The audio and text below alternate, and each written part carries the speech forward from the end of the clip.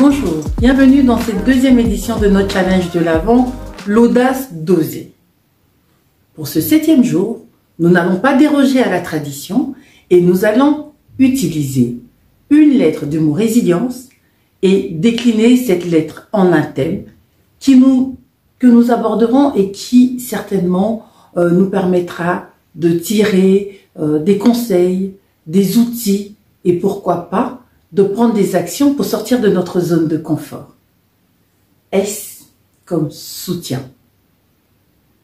Je suis Marie Sam, coach, formatrice et fondatrice de Risa S Consulting et Academy. Le soutien. Le soutien est défini comme une aide qu'on apporte à quelqu'un.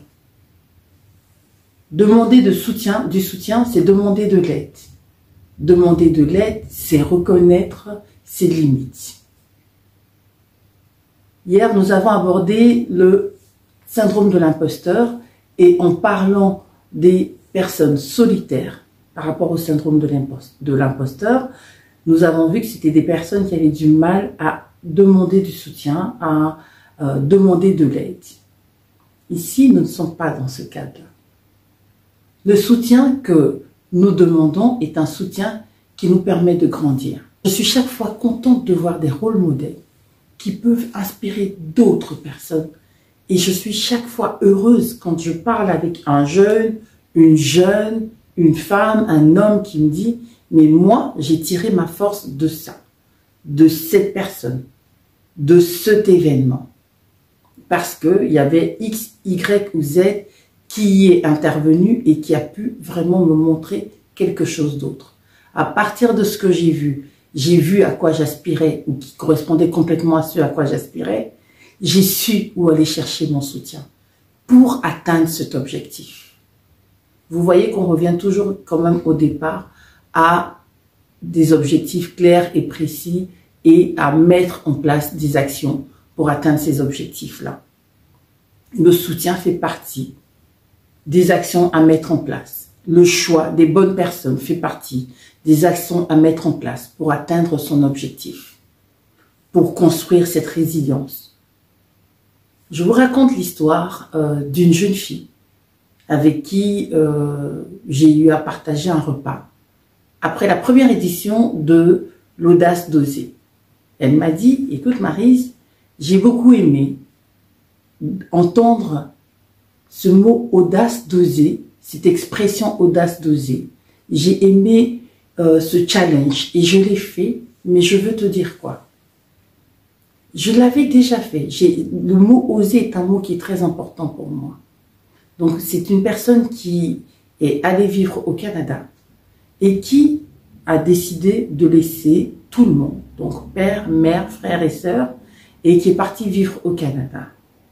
Et là, elle s'est jurée de pouvoir se donner toutes les chances, de mettre toutes les chances de son côté et d'oser chaque fois, simplement parce qu'elle est partie du principe qu'elle n'avait rien à perdre. Et comme je vous dis, savoir s'entourer. Pour pouvoir s'entourer, elle a dit « Quelles sont mes aspirations? Je veux être cadre supérieur. Et qui sont les personnes qui m'inspirent? Quel est le type d'entreprise dans lequel je voudrais travailler ?» Elle a trouvé ces entreprises. Et là, elle a trouvé des soutiens réels, qui pouvaient être dans sa famille ou notamment des personnes ressources pour elle. Et toutes ces personnes-là lui ont dit, mais on croit en toi, tu as la capacité, tu as le potentiel pour réaliser ce que tu veux réaliser. Vas-y, fonce. Le simple fait de s'être délestée de toutes les personnes qui étaient négatives autour d'elle et de s'entourer que des personnes positives, elle était, comme elle me disait, gonflée à bloc. Quelle est la deuxième chose qu'elle a osé faire? C'est que chaque fois qu'elle partait dans une conférence et qu'elle voyait, par exemple, le keynote speaker ou la personne qui était là, directeur d'eux, et que cette personne l'inspirait, elle n'hésitait pas, elle disait, moi, je n'ai pas beaucoup d'argent, mais j'ai du bagou. Alors, elle allait voir les personnes, elle leur disait, bon, voilà, je suis étudiante, je viens de terminer, je cherche un stage.